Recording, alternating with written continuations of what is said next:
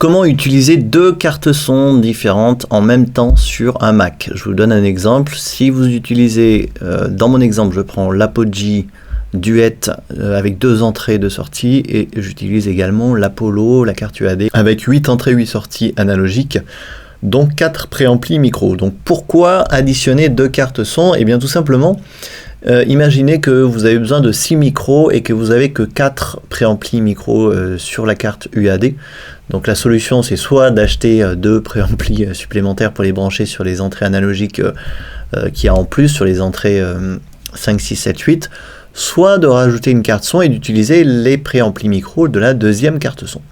Et oui, c'est possible sur Mac d'ajouter 2 cartes son pour n'en faire qu'une seule. On va voir qu'il y a une astuce pour que le logiciel d'enregistrement que vous utilisez reconnaissent cette association de cartes, si vous voulez, comme une seule carte. Donc on va voir comment on fait ça. Habituellement, je vais vous donner l'exemple dans Logic Pro, mais ça marchera exactement pareil dans Pro Tools, Cubase, Live, etc. Je vais dans les préférences de Logic, donc vous allez dans les réglages de votre logiciel, et pour sélectionner la carte son, voilà, normalement dans chaque logiciel il y a un endroit où on peut sélectionner la carte son.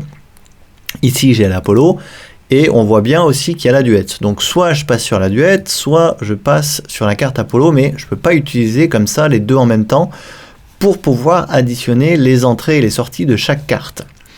Donc comment on fait pour que Logic nous permette d'additionner les cartes? Logic ou Pro Tools ou Cubase, peu importe. Eh bien ça se passe dans le Mac, dans le dossier utilitaire, on va y aller tout de suite.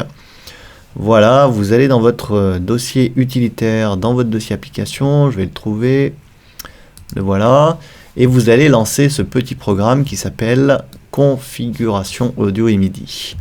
Vous double-cliquez dessus, voilà, et ce que vous allez faire, c'est que vous allez cliquer, alors si vous n'avez pas cette fenêtre, il faut aller sur Fenêtre, comme ça, et vous cliquez sur Afficher les appareils audio, voilà, si elle n'apparaît pas.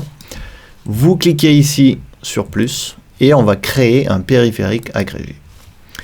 Donc, l'important là, c'est de bien nommer votre périphérique. Donc, je vais le nommer par exemple UAD Apollo plus Apogee Duet, d'accord, puisque c'est finalement, j'additionne ces deux cartes.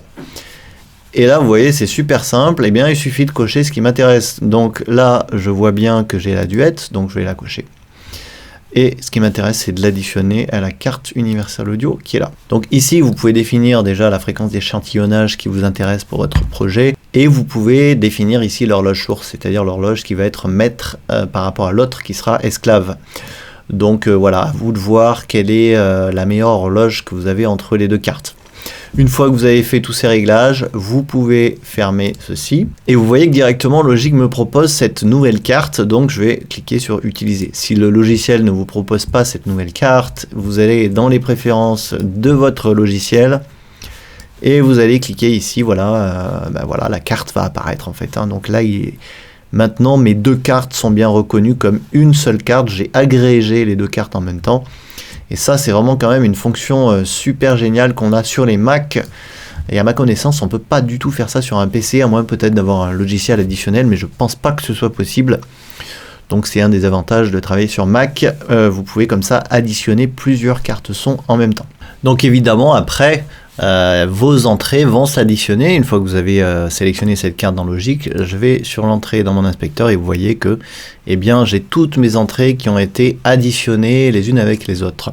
Alors c'est pas forcément évident de savoir quelle entrée correspond à quelle carte. Donc dans Logic Pro, je vous montre comment on peut s'y retrouver facilement. Vous allez ici dans la table de mixage, dans le menu options, vous cliquez sur étiquette d'entrée-sortie. Et là, vous allez voir tout de suite quelle entrée correspond à quelle carte. Donc là, je vois bien que mic 1, mic 2, ça correspond à ma carte Apogee. Donc ce que vous pouvez faire, c'est cliquer sur utilisateur ici et nommer l'entrée Apogee 1. Voilà, là je vais marquer Apogee 2. Ok. Je ne vais pas toutes les faire, mais je vais faire voilà UAD mic 1.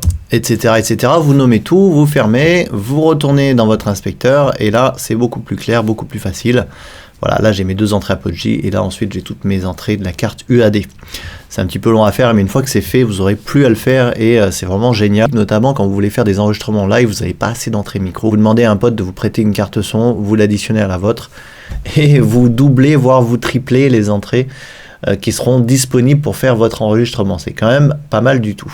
Également, vous pouvez utiliser cette nouvelle carte comme carte principale du système si vous voulez qu'elle soit utile dans d'autres logiciels.